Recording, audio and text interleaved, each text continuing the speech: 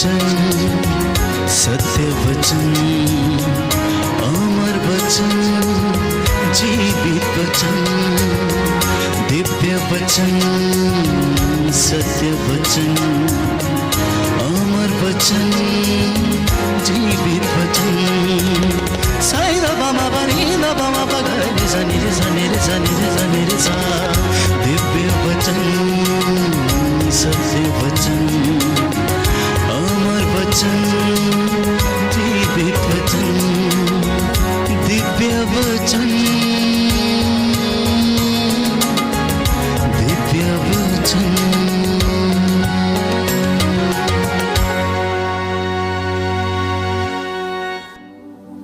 सबको जय यीशु की। प्रियजनों, ये अत्यंत खुशी का मौका है कि हम प्रातः की बेला में प्रभु का वचन सुनने के लिए अपने आप को तैयार करते हैं। प्रभु का वचन हमारे जीवन में आशीषें और अनुग्रह लेकर आता है। आज हम चर्चा करेंगे दिव्य वचन के माध्यम से कि प्रभु हमसे क्या बातें करना चाहता है। इब्रानियों का पत्र अध्याय 1 पद संख्या 5 और उससे आगे। तुम मेरे पुत्र हो, आज मैंने तुम्हें उत्पन्न किया है और मैं उसके लिए पिता बन जाऊंगा और वह मेरा पुत्र होगा। फिर वह अपने पहलौठे को संसार के सामने प्रस्तुत करते हुए कहता है कि ईश्वर के सभी स्वर्गदूत उसकी आराधना करें। जबकि वह स्वर्गदूतों के विषय में यह कहता है कि वह अपने दूतों को पवन बनाता और अपने सेवकों को धधकती आग।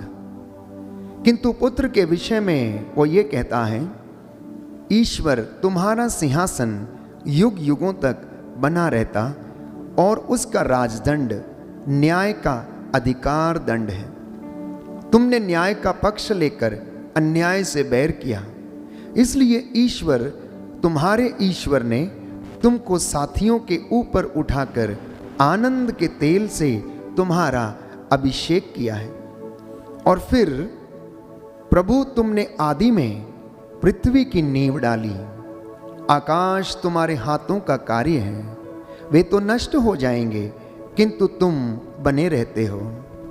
वे सब वस्त्र की तरह पुराने हो जाएंगे, तुम चादर की तरह उन्हें समेट लोगे।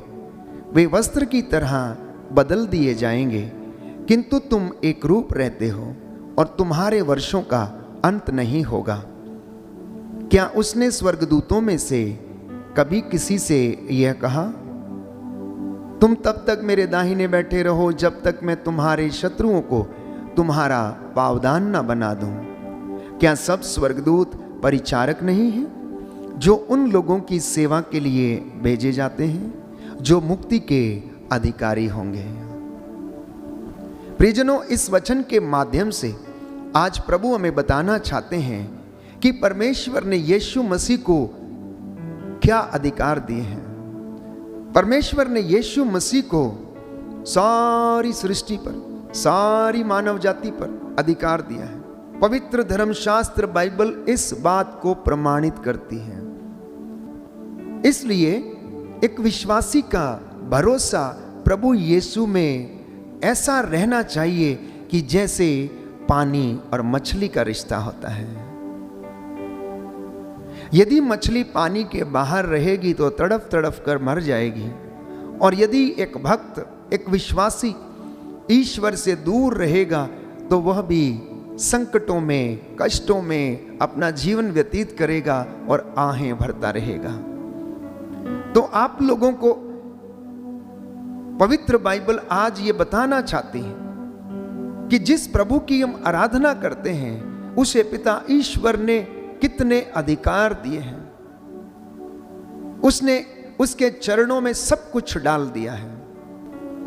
हम कुछ बातों पर मनन चिंतन करना चाहेंगे कि पिता ईश्वर ने यीशु मसीह को समय पर अधिकार दिया। यीशु मसीह को समय पर अधिकार था।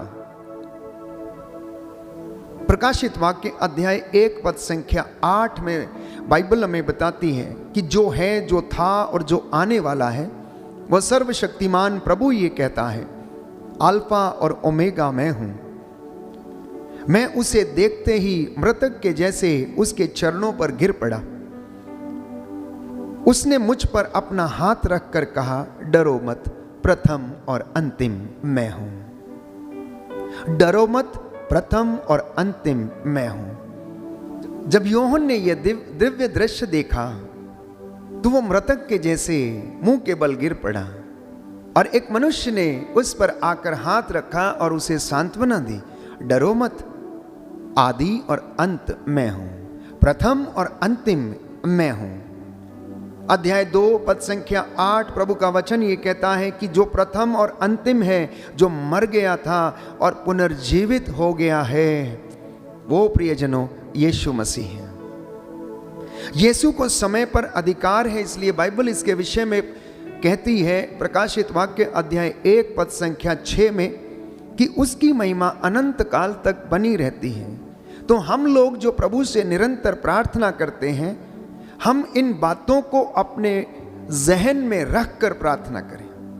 इन बातों पर दृढ़ विश्वास करके प्रार्थना करें कि जो आप मन्नतें प्रभु से कर रहे हैं, जो निवेदन आप प्रभु से कर रहे हैं, उनका उत्तर देने के लिए वो सदा तैयार है, क्योंकि वो जीवित है, क्योंकि उसे समय पर अधिकार है, क्योंकि पिता ईश्वर ने उसे धरती के ऊपर, आकाश के ऊपर और सारी सृष्टि के ऊपर अधिकार दिया है। इसलिए वो हमारी प्रार्थनाओं को सुनता, कबूल करता है और उसे पूरा करता है।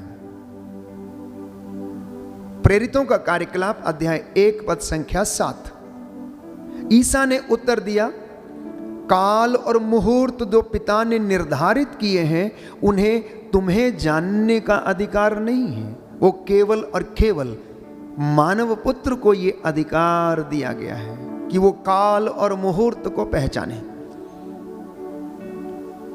इसलिए एक विश्वासी को इन वचनों पर विश्वास करके अपनी प्रार्थनाओं को प्रभु के चरणों में प्रकट करना चाहिए, ना कि केवल यूं ही हम आए, घुटना टेके, बिना सोच विचार के हम अपनी मन्नतें अर्पित करें और चले जाएं। नहीं, जब तक हमें यह मालूम नहीं होगा कि जिससे हम मांग रहे हैं उसका सामर्थ्य कितना है, तब तक हमारा विश्वास भी अधूरा रहता है। तब तक प्रियजनों हम प्रार्थना में भी पूरे नहीं रहते हैं और तब तक हमारी प्रार्थनाएं भी कबूल नहीं होती हैं। दूसरा अधिकार पिता ईश्वर ने यीशु मसीह को दिया इस सृष्टि के ऊपर, जिसके विषय में बाइबल कहती है यूहन्ना के सुसमाचार अध्याय 1 पद संख्या 1 से 3 में कि आदि में वो शब्द था, शब्द ईश्वर के साथ था, वह आदि में ईश्वर के साथ था और सब कुछ उसके द्वारा उत्पन्न हुआ, उसके बिना कुछ भी उत्पन्न नहीं हुआ। उसमें जीवन था और वह जीवन मनुष्यों की ज्योति था। तो सृष्टि यीशु मसीह के द्वारा उत्पन्न हुई, क्योंकि वह पिता ईश्वर के मुख से निकला हुआ शब्द था और उसी के द्वारा सब कुछ सृजित किया गया है। उसके बिना कुछ भी सृजित नहीं किया गया। और इस बात को संत पौलुस कुरिन्थियों को लिखते हुए अध्याय 1 पद संख्या 16 से 17 में कहता है, सब कुछ उनके द्वारा सृष्ट किया गया है, चाहे वो स्वर्ग में हो, चाहे वो पृथ्वी में हो, चाहे वो अदृश्य हो या दृश्य हो, स्वर्गदूतों की श्रेणियां भी, सब कुछ उनके द्वारा इस संसार में आया है।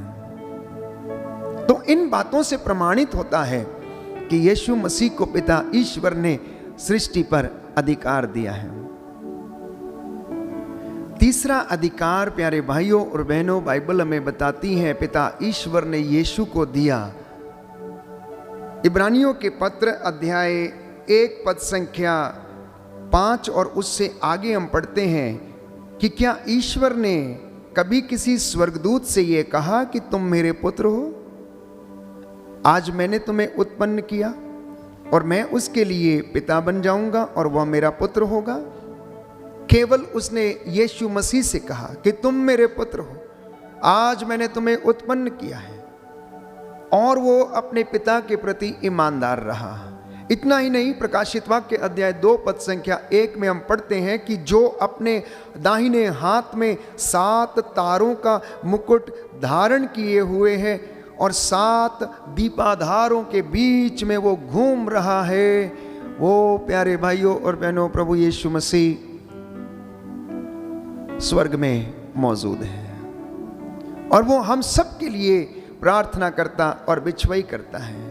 इसलिए जब हम उसके पास जाते हैं तो हम इस विश्वास और भरोसे के साथ हम अनुग्रह के सिंहासन के पास चलें कि वहाँ से हमें दया मिले और वो दया हमारे लिए हमारी आवश्यकताओं में हमारी सहायता करेगी। आज का ये सुंदर दिन, आपके मन में कितने ही विचार होंगे, शायद आपने बहुत सारी योजना बनाई होंगी। हो सकता है कि कुछ योजनाएं पूरी हों या कुछ पूरी ना हो पाए।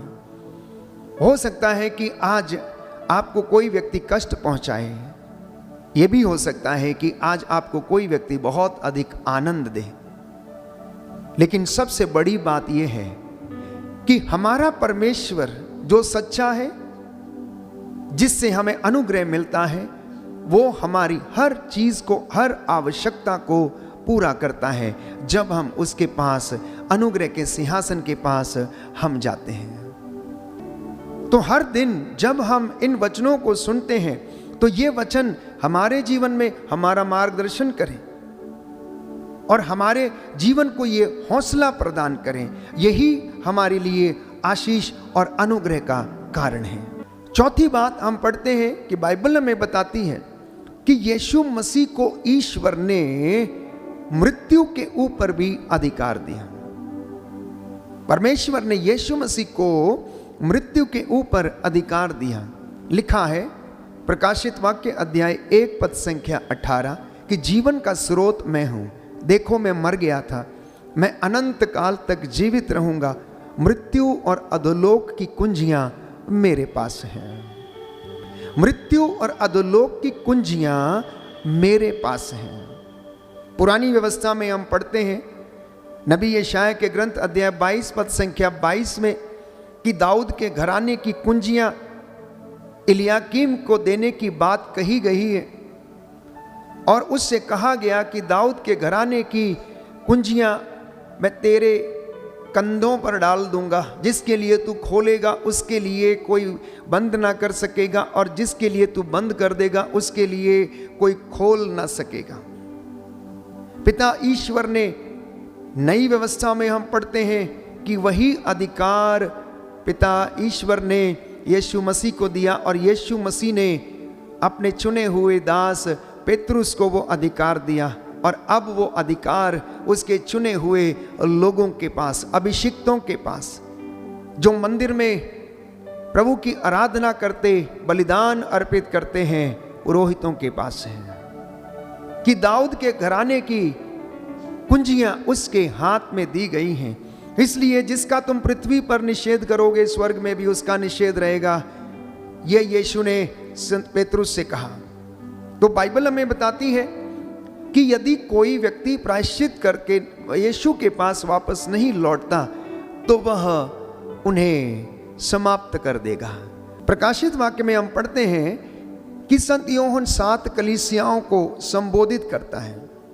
अध्याय 2 पद संख्या 18 और उससे आगे कि थुआतिरा की कलीसिया के स्वर्गदूत को यह लिखो कि वो जाए और थुआतिरा की कलीसिया से यह कहे कि जिसकी आंखें अग्नि की तरह धधकती हैं और जिसके पैर भट्टी में तपाए हुए कांसे की तरह चमकते हैं, उस ईश्वर के पुत्र का संदेश इस प्रकार है।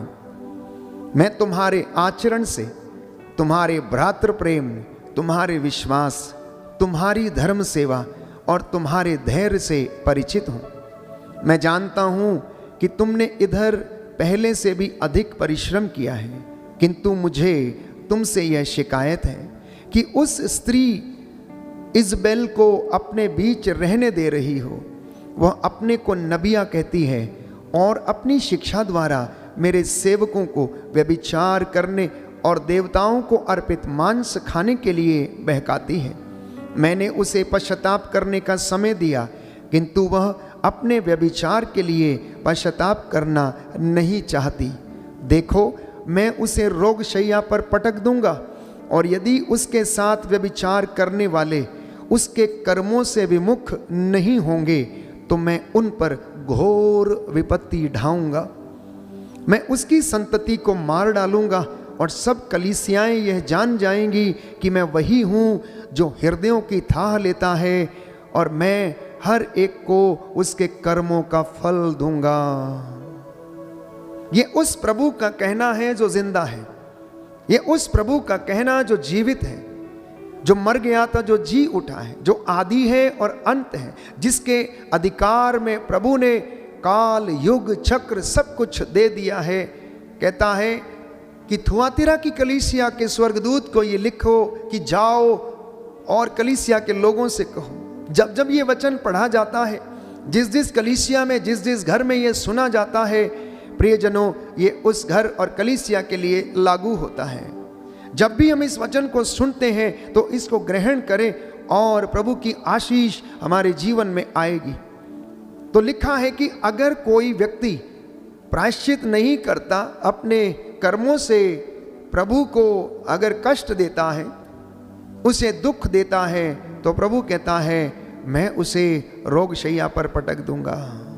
मैं उसे रोगशैया पर पटक दूंगा और उसका अंत कर दूंगा।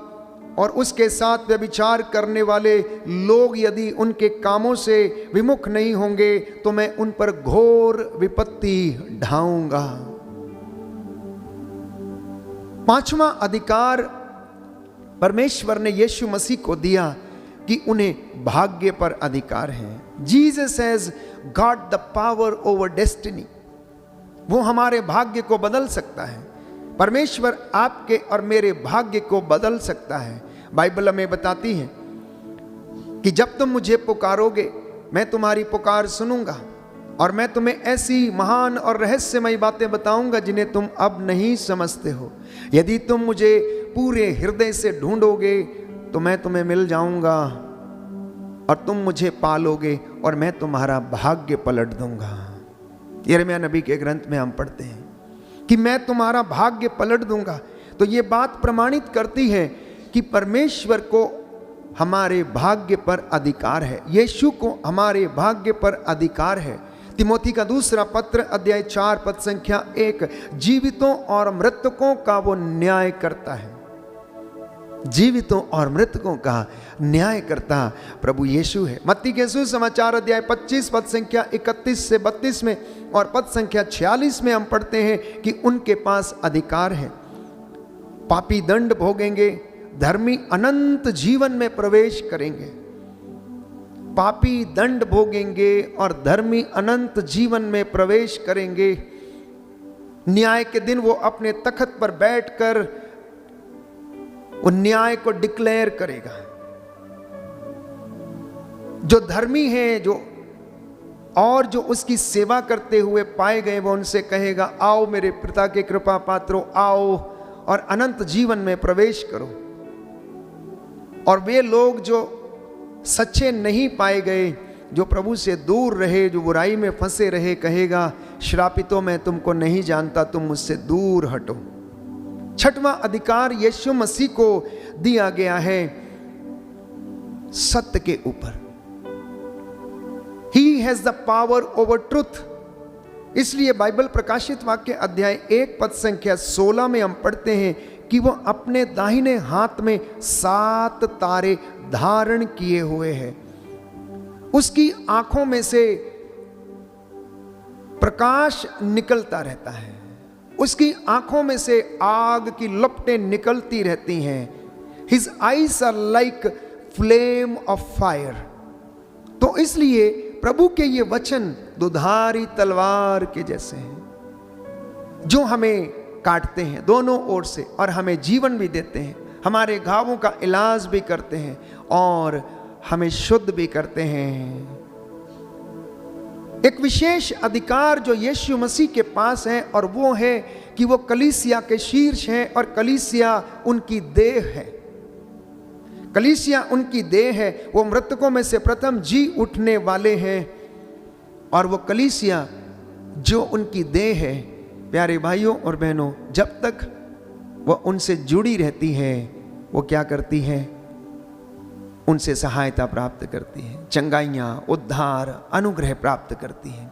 इसलिए जब हम दुआ करते हैं, नित्य प्रतिदिन जब हम उठते हैं, विशेष तौर पर जब हमारा एनकाउंटर यीशु मसीह के साथ हो जाता है, तो हमें इन बातों को अपने मन में, आत्मा में रिसीव करके उनके अनुसार चलने की आवश्यकता है। मैं आपके लिए प्रार्थना करूंगा ताकि परमेश्वर जिसने यीशु मसीह को इस दुनिया में भेजा कि वो आपको उद्धार दे, जो प्रथम और अंतिम है, आपको अपने वचनों के द्वारा वो शुद्ध करे, पवित्र करे, उन्नति प्रदान करे।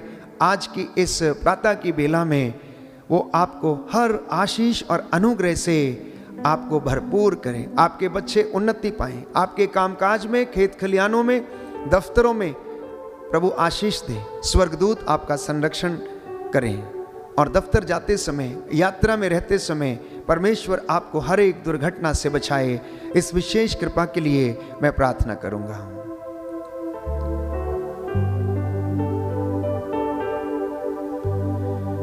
दया करने वाले, चंगा करने वाले यीशु राजा,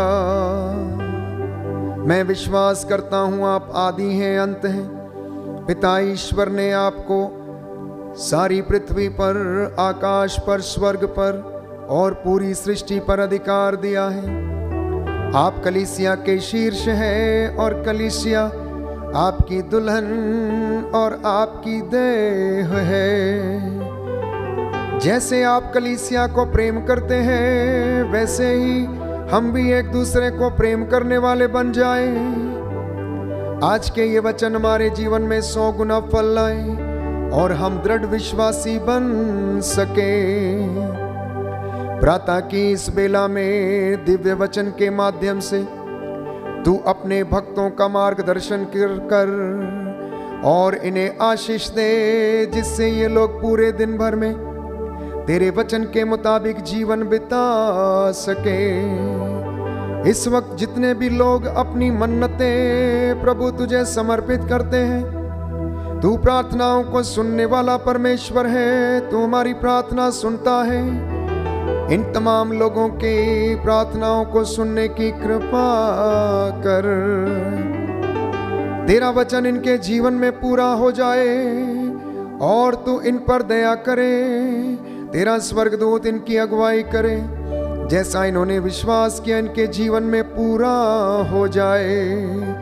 जो दुख में है, कष्ट में है, परेशानी में है, चिंता में है, जिनके घर में प्रभु बीमारी है, बेरोजगारी है, आर्थिक तंगियां हैं, उनको सांत्वना देने की कृपा कर और उचित समय आने पर तू अपनी कृपा और सांत्वना से इन्हें भरने की कृपा कर। जैसा इन्होंने विश्वास किया इनके जीवन में पूरा हो जाए। मैं तेरी महिमा गाता हूं, तुझे धन्यवाद देता हूं आज के इस वचन के द्वारा। हे प्रभु, इन पर दया कीजिए। हमारी प्रार्थना सुन ले हमारे उद्धारकर्ता यीशु प्रभु के द्वारा।